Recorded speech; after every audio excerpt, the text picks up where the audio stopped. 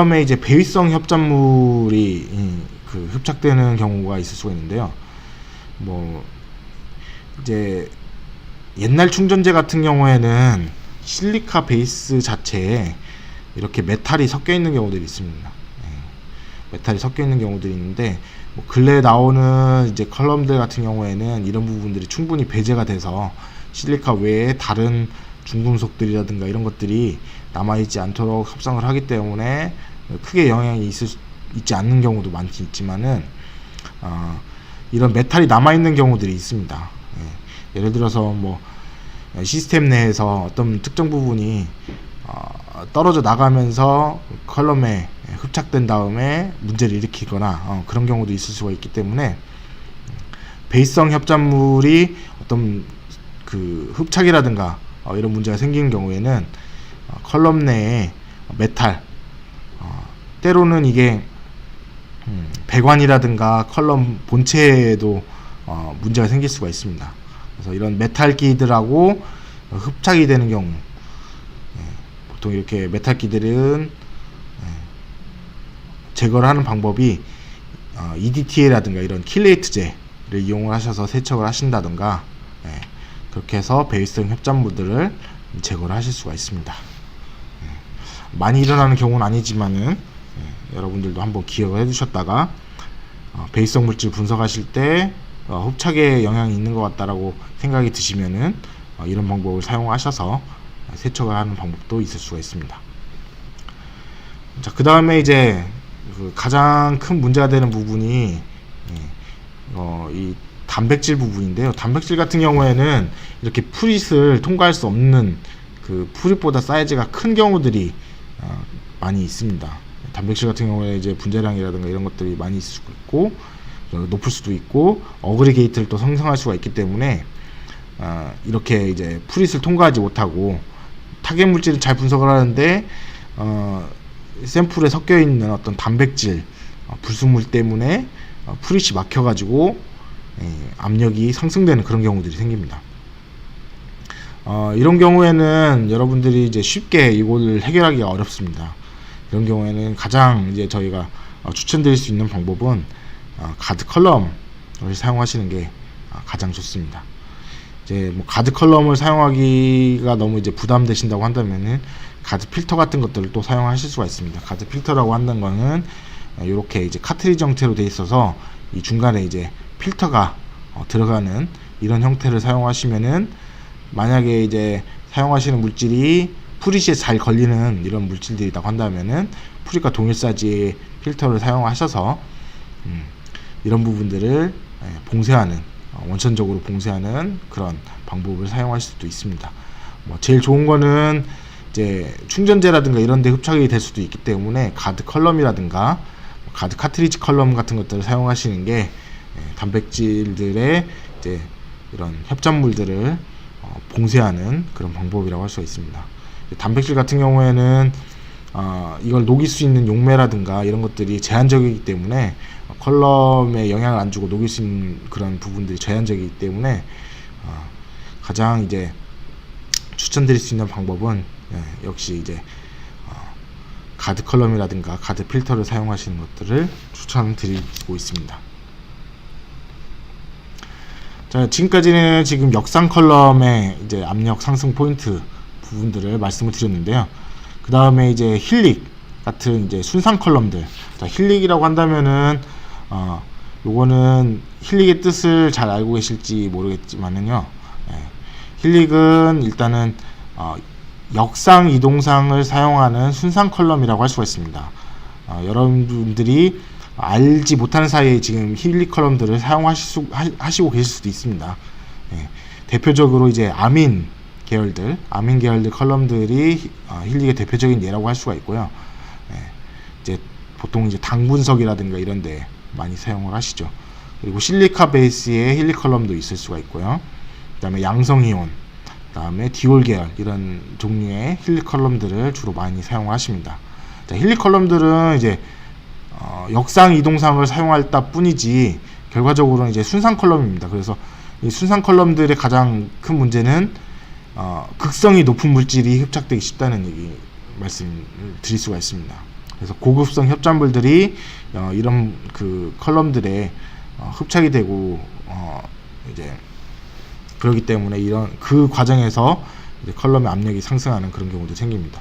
특히 이제 아민 컬럼 같은 경우에는 당 분석을 많이 하시다 보니까 당이 컬럼 내에서 흡착돼서 문제가 되는 경우들이 상당히 많이 일어나게 됩니다. 이제 이런 경우에는 역상 컬럼과의 반대로 극성이 높은 이동상을 사용하셔야지만이 이런 그 협찬물들을 제거를 하실 수가 있습니다. 보통 이제 힐리 컬럼들은 사용하시는 영역대가 아세토나이트릴이라든가 이런 메탄올이라든가 이런 그 유기용매 함량이 높은 조건을 사용을 하시게 됩니다. 보통 이제 아세토나이트릴이 70%가 넘어가는 그런 이동상들을 사용하시게 되는데 이런 경우에는 가장 이제 대표적으로 아세토나이트릴 물 50대 50 정도에서 세척을 하시는 것을 권장해 드립니다.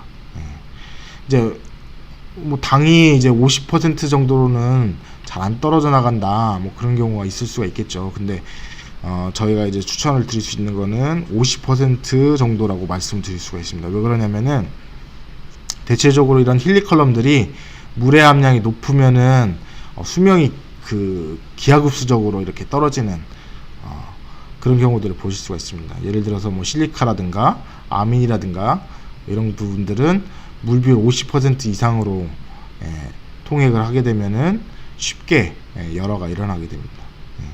그래서 망가지는 경우들이 많이 생기기 때문에 보통은 힐리 컬럼들의 세척은 최대 50% 정도로 생각을 하시고 세척을 하시는 게 좋습니다.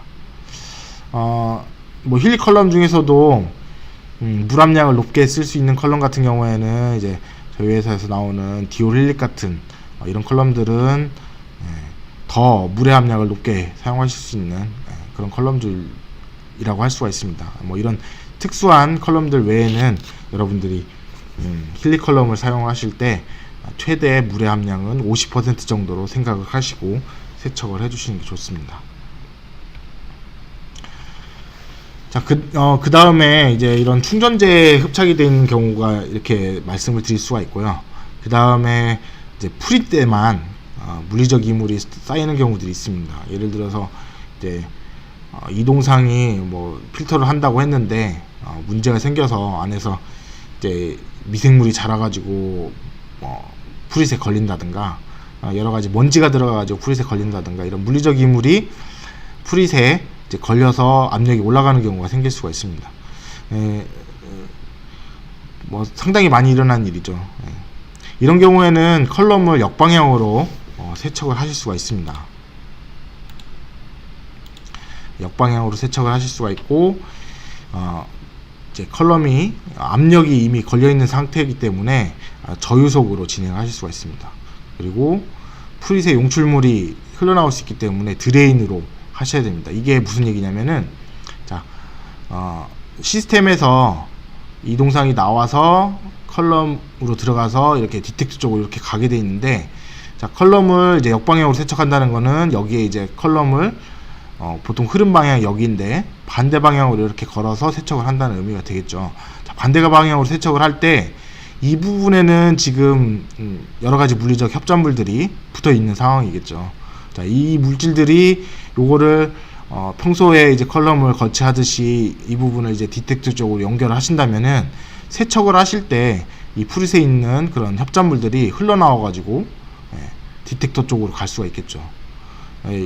그게 이제 잘 흘러나와서 이제 드레인으로 빠지면은 좋겠지만은 때로는 이런 물질들이 가서 그 디텍터의 셀을 막아버리는 그런 경우들이 또 생길 수가 있습니다.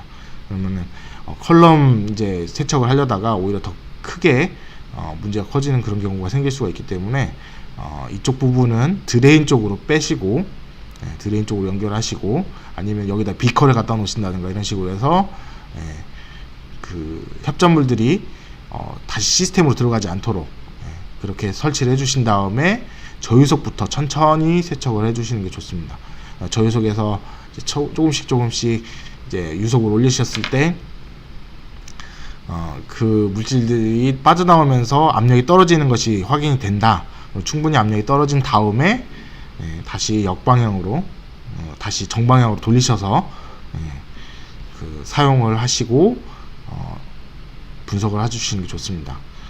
이제 뭐 보통 이제 컬럼이 이렇게 방향이 정해져 있기 때문에 어떤 분들은 역방향으로 사용을 하게 되면은 컬럼이 망가지는 것이 아니냐라고 하시는 분들이 있었습니다. 예. 근데 이제 뭐 말씀드릴 수 있는 거는 저희 회사 컬럼 같은 경우에는 일단 역방향으로 쓰셔도 컬럼이 망가지거나 안에 이제 뭐 충전재가 문제가 생기거나 그런 부분들은 일단 없습니다. 이제 근데 문제는 역방향으로 사용을 하시면 처음부터 역방향으로 사용하시면 처음부터 계속 역방향으로 사용을 하셔야 되고요. 정방향으로 사용하셨다 그러면은 분석을 하실 때 항상 정방향으로 사용을 하시는 게 좋습니다. 이렇게 역방향으로 세척을 하신 다음에 역방향이 이제 압력이 적게 나온다고 해서 역방향으로 쓰시다 보면은 혹시라도 여기 남아있는 그런 이물들이 디텍터로 가서 문제가 생길 수가 있기 때문에 사용을 하실 때는 정방향으로 사용을 하시고 세척을 하실 때만 역방향으로 세척을 하시는 것들을 권장해 드립니다. 이제 보통 이렇게 그 흐름 방향을 표시를 해 놓은 것이 이 흐름 방향으로 갔을 때 이론 단수가 반대 방향보다 조금 더 잘 나오는 경우가 대부분이기 때문에 정방향으로 사용하시는 것들을 권장해 드리고요. 이제 세척을 하실 때만 역방향으로 세척을 하시는 것을 권장해 드립니다. 그 다음에 뭐 지금 이제 뭐 여러 가지 전처리를 진행을 했는데 가장 이제 좋은 전처리라고 한다면은 여과를 이동상이라든가 시료라든가 이런 것들을 필터를 충분히 하셔가지고 진행을 하시는 것들을 권장해 드리고요. 일단은 뭐 온라인 필터를 두시고 또 가드 컬럼도 두시고 그러면은 가장 이제 베스트한 상황이겠죠. 그런데 뭐 여러 가지 경우에도 불구하고 어떤 특정 물질들이 이제 컬럼에 계속해서 쌓이게 되는 그런 문제가 발생하신다고 한다면은 이런 전처리 컬럼들을 사용하시는 것도 하나의 방법이 되실 수가 있습니다. 이런 그 시린지 필터라든가 이런 것들은 물리적인 어떤 이물들만 잡아내는 그런 특징들이 있지만은 이런 전처리 컬럼 같은 경우에는 이제 컬럼 충전재하고 흡착하는 그런 물질들이 또 제거가 될 수가 있기 때문에 이런 것들을 이용을 하셔서 진행하시면 좀 더 깨끗하게 샘플을 만들어서 사용하실 수 있는 그런 장점들이 있습니다. 전처리 컬럼의 사용 방법은 저희 블로그라든가 이런 데를 찾아보시면은 좀 더 자세하게 설명이 되어 있기 때문에 블로그를 참조를 하셔서 내용을 진행하시면 좋을 것 같습니다.